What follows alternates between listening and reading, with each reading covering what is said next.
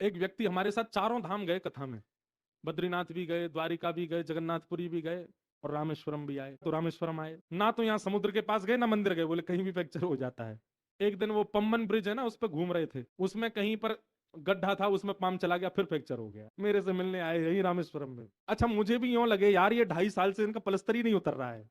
और रोते रोते बोले महाराज जी मैंने ऐसा कौन सा अपराध किया, मैंने 4 धाम आपकी कथा सुनी और चारों बार मेरे फ्रैक्चर हो गया।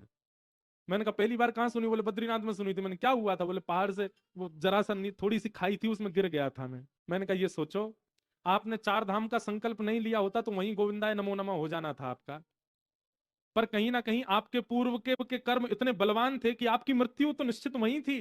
पर आपने 4 धाम का संकल्प ले रखा, तो ठाकुर जी ने कही 4 धाम इसके करवा तो दें, पर मृत्यु योग जो बना हुआ है उसको क्या करें? बोले वो फ्रैक्चर के रूप में देते रहो। मैंने अब नहीं होगा, इसको सकारात्मक रूप से ले लिया कि वो मृत्यु योग था, वो एक एक तन भंग के रूप में आता गया, चारों धामों में आया। मैंने कहा अब आप मृत्यु योग से ठीक हो गए हो, अब जब आपका समय आएगा तभी मृत्यु आएगी, पूर्व में मृत्यु नहीं होगी। अब ऐसी विचारधारा कब रखी जा सकती है? जब व्यक्ति सत्संगी हो। नहीं तो कई लोग बड़े उसमें रहते हैं, क्या बोलते हैं उसको, भ्रम में रहते हैं। एक व्यक्ति मेरे मित्र हैं, वो कोई भी काम करते हैं ना तो वो कितने बजे करते हैं? जैसे 5 बजे कर नहीं, 5:11 पे ही करेंगे। अब उनका कोई 5:11 पे बहुत बड़ा कोई काम हो गया था, तो तब से उनका नियम बन गया 5:11 पे ही काम करते हैं। मैंने कहा भैया तुम कथा वथा सुना करो, अभी कथा नहीं सुनते तो 24 घंटा में तुम्हारे लिए एक ही शुभ मुहूर्त है, कथा सुनना शुरू कर दोगे 24 घंटा शुभ मुहूर्त हो जाएगा। मैंने कहा फिर विचार नहीं करोगे कि इस समय करना है, ऐसे करना है, वैसे करना है।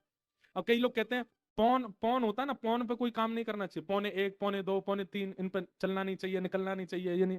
कई बार तो हवाई जहाज ही होता है 12:15 बजे। अब हम हवाई जहाज में बैठ के पायलट से कहते, सुनो भाई फोन पर मत उड़ाना नहीं तो क्रैश हो जाएगा, कैसे काम चले? ठीक है मानो तो सब हो जाएगा, लेकिन जिसके ऊपर हरि कृपा होती है, कथा कृपा होती है, सत्संग की कृपा होती है, वो सब विधि प्रसन्न रहता है।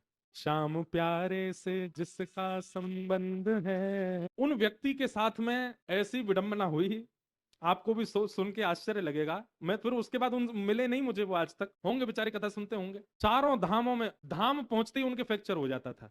बद्रीनाथ पहुंचे तो कहीं पहाड़ से लुढ़क गए, पाम टूट गया उनका, फ्रैक्चर लगाए घूमे बेचारे। 3 दिन कथा सुनने के बाद उनको ऋषिकेश आना पड़ा। एक साल बाद फिर जगन्नाथपुरी में कथा हुई।